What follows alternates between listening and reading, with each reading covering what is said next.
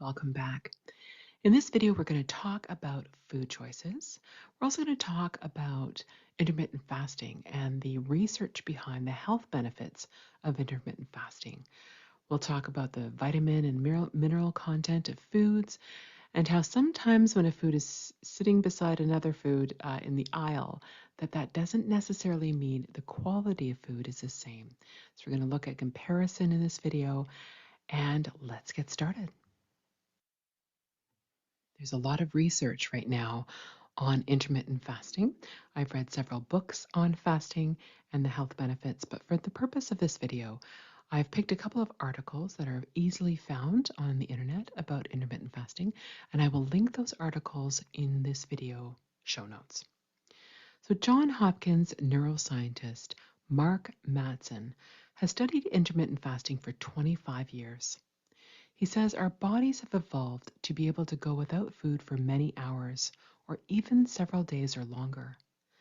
In prehistoric times, before humans learned to farm, there were hunters and gatherers who evolved to survive and thrive for long periods without eating. They had to. It took a lot of time and energy to hunt game and to gather nuts and berries.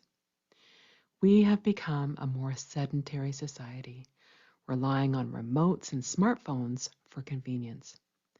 We can be sitting and snacking all day without realizing that our bodies don't need all the calories that we're taking in.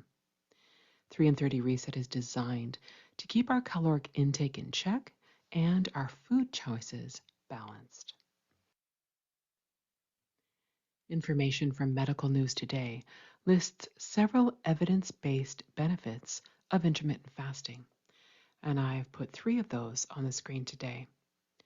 Most current research suggests that intermittent fasting may be an effective weight management strategy.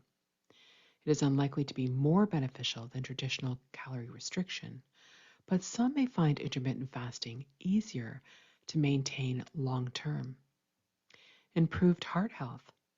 Research has also found that intermittent fasting could improve aspects of cardiovascular health, including blood pressure, heart rate, cholesterol, and triglycerides. Triglycerides are a type of fat present in the blood that is linked to heart disease. Improved brain health. All the ways intermittent fasting can benefit the body, such as reducing inflammation, blood sugar levels, and insulin resistance, may also impact brain health. Research from 2019 shows that intermittent fasting may increase the growth of new nerve cells. This may in turn benefit brain function.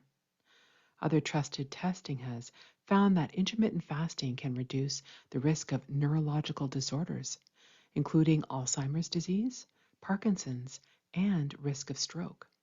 And I will link these articles in the show notes. I talked about having 3 balanced meals in my introductory video for the 3 and 30 reset, and stated that we weren't going to be snacking or reaching for seconds. It's very important when we are limiting our food intake to focus on the very best quality of food that will reap the most nutritious and vitamin-rich benefits.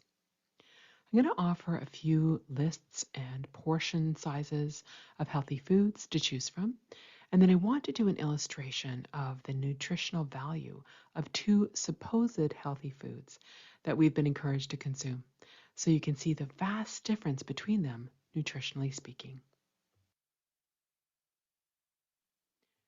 Let's look at the definition of a balanced diet, and I took this from the Healthline website. A balanced diet gives your body the nutrients it needs to function correctly.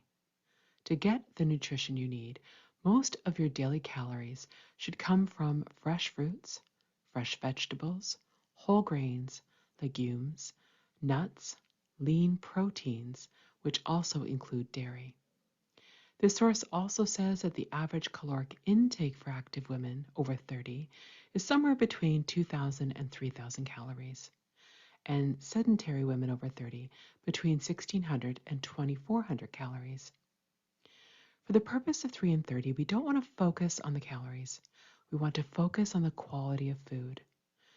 You will find that when you make the switch to foods that contain healthy fats, fiber, and protein, you should feel satisfied for much longer. If you find that you're really, really hungry and you're not so satisfied, then I would up those healthy fats and protein in your meal planning for those 3 meals. So here I have two different illustrations of sample breakfasts and how we may want to build our nutrient-packed breakfasts. You might look at the eggs and the bacon and the avocado and think, oh my goodness, they're so high in fat. But these are nutrient-packed foods. Eggs contain high amounts of vitamin A, D, E, K, B1, B2, B5, B6, B9, and B12. Eating just 2 eggs a day covers between 10 and 30% of the vitamins required for humans. Berries provide potassium, magnesium, vitamin C and K, fiber, and prebiotics to promote healthy gut. Avocados are a source of vitamin C, E, K, and B6, as well as magnesium and potassium. They contain beta carotene and omega-3 fatty acids.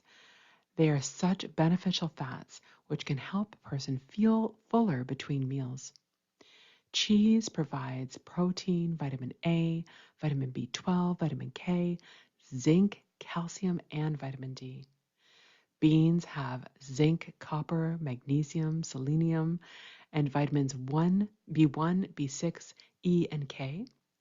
And meats such as chicken, pork, lamb, and beef are all rich in protein. And red meat provides us with iron, zinc, and the B vitamins. Whole grains contain vitamin A, vitamin B1, also thiamine, and they are very rich in fiber. So these vitamins and minerals boost the immune system, support normal growth and development, and help cells and organs to do their jobs. Parallel that with the nutritional value of a large glazed donut, it contains about 253 calories, 14 grams of fat, 4 grams of protein, and 14 grams of sugar, and not a mineral or vitamin in sight. As conscientious Catholics, we are partnering with God's design of our bodies in what we eat. Do we pursue the foods that give us momentary pleasure, causing bloating, inflammation, and sugar spikes later on in the day? Or do we make more intentional choices that will bless our bodies with the nutrients to function each day? Something to ponder. Here are some samples of food lists that promote healthy eating. So on the left-hand side, we have how to build a nourish bowl. So that includes vegetables, protein, healthy fat, whole food carbs, as well as some sauce combinations that are really interesting. And they suggest to put it in a mason jar, like some sort of a mason jar, a little jar, and shake it really well to have your sauce. And then you pour it over the whole bowl. So that's a sample of a nourish bowl. That might be a meal that you make for lunch or for supper. On the right-hand side, we have a meal blueprint, and that talks about portion sizes when you look at a plate. So they're suggesting doing half the plate in vegetables and then a palm-size protein in there and adding healthy fat and whole food carbs. And again, we did mention a few slides back that if you're feeling like when you're having 3 meals that you're really hungry, you're not getting enough, add a little more fat to your plate, add a little more protein to your plate, and that's going to make you satiated a little bit longer. Feel free to pause this video if you want to take down some notes, or you can also do a Google search of healthy grocery items. So a grocery list, oftentimes you can print those off for free. I just did a search on Pinterest to find these. So if you have a Pinterest account, you can pop on there and look for just different ideas to make things that maybe you have never made before.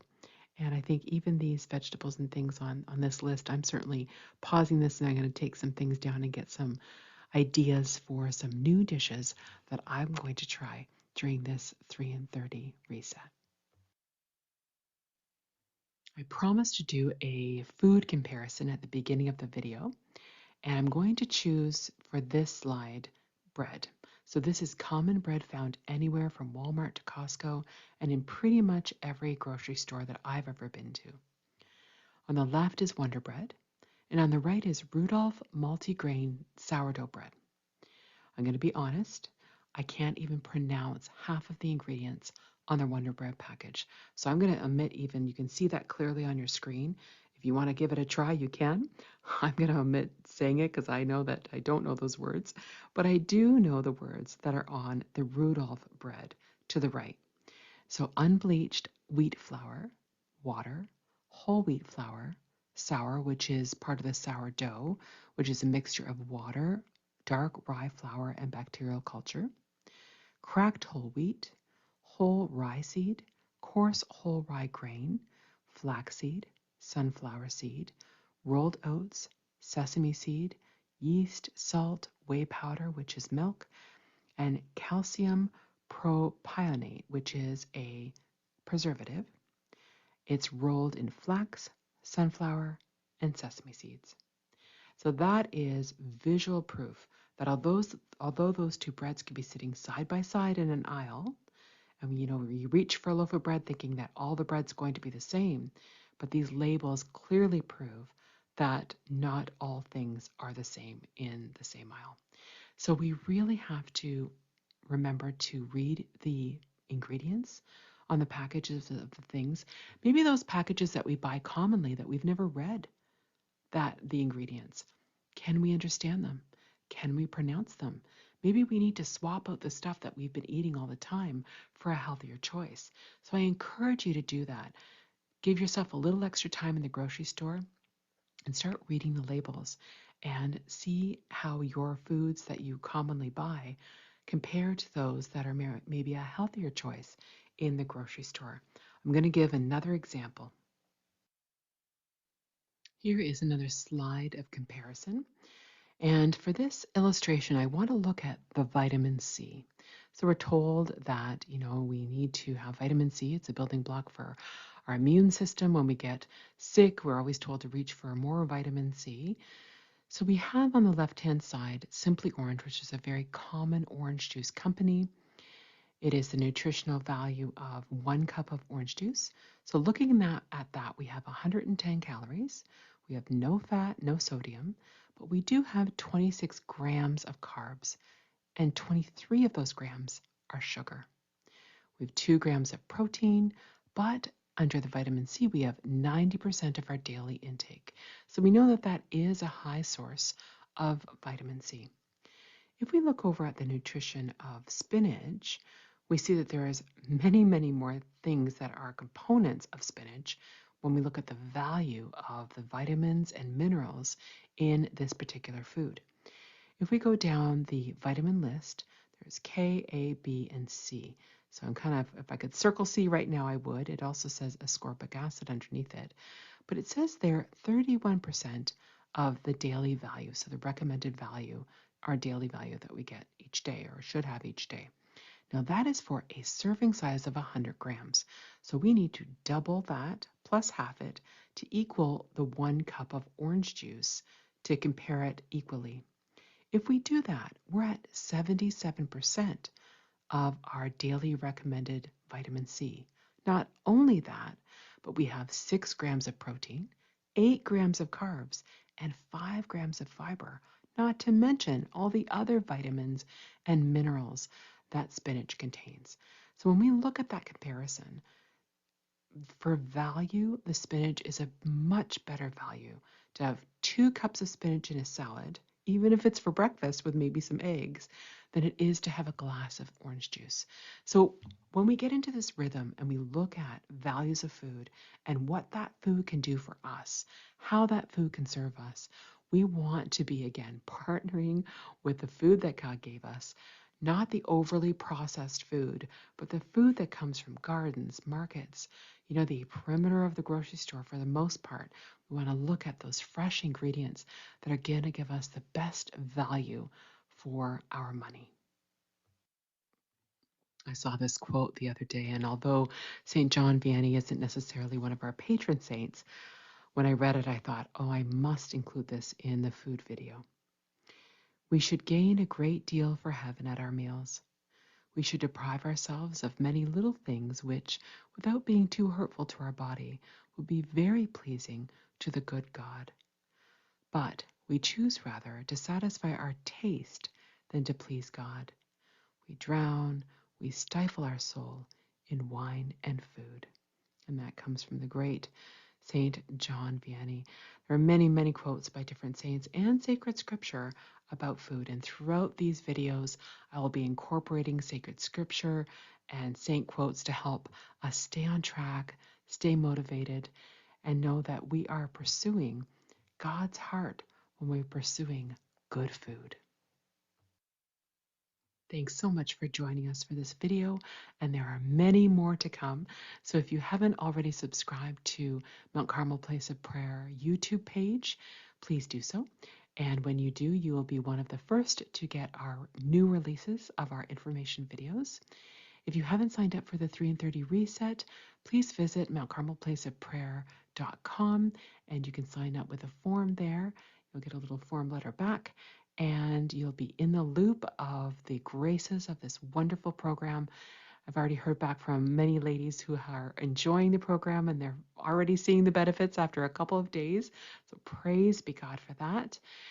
And I look forward to seeing you next time.